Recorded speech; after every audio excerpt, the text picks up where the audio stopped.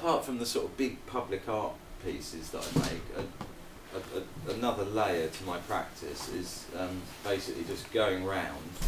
You know, I did so many things which were commissioned, and sometimes the restrictions that the clients put on you are so great that artistically, you know, the freedom isn't there. So I think it's around 1996 when I was still living in Peckham,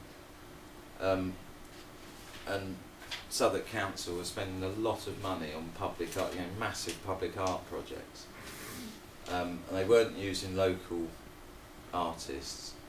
So basically, I was just walking around Peckham, and I noticed that, you know, the everyday things had been vandalised. And you know, seats that didn't have any seats on them, you know, and there was one either side of McDonald's in Peckham, and I just decided to go and fix them, you know, off my own back. I funded it myself, and I basically started I Love Peckham, and then the one on the other side says Peckham Loves Me, which at the time was quite an ironic thing to say, because, you know, like, I had a studio in Peckham that was in an empty warehouse, and it was a squat. But we got permission off the council, we paid the business rates and that sort of thing. And basically, Peckham was a place, you know, most people used to say, well, you just end up in Peckham, you don't choose to come to Peckham. So to say I Love Peckham at that time was very, very ironic. So basically, I just make things, put them in, and I do it in broad daylight. So, you know, some people said, "Oh, it's like guerrilla art," and I said, "Well, it is, but it's."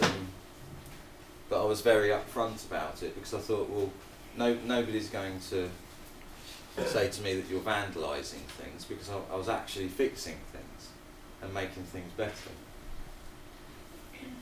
Yeah, that's the other one, Peckham Loves Me, that was on the other side. And these pieces are still there, and they haven't been vandalised or tagged or anything, which is really, really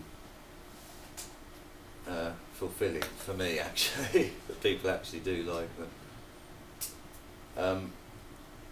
Over time, they've, you know, things have rotted and fallen off. So I've you know, I was replaced one of the arms in '05, and this is when I'd already moved up to Wales in 2003.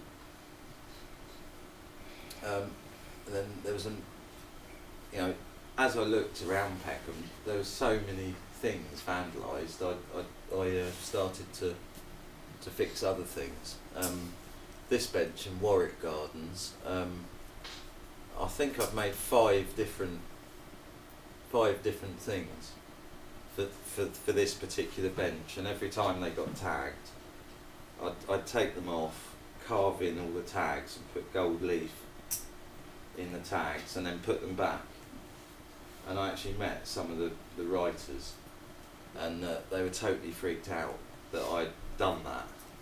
And I just said to them, well, when I was a kid, we used to spend hours with a penknife, like carving our initials in, and all you do is come along, go like that, and then run away. I said, you've got no commitment, you know.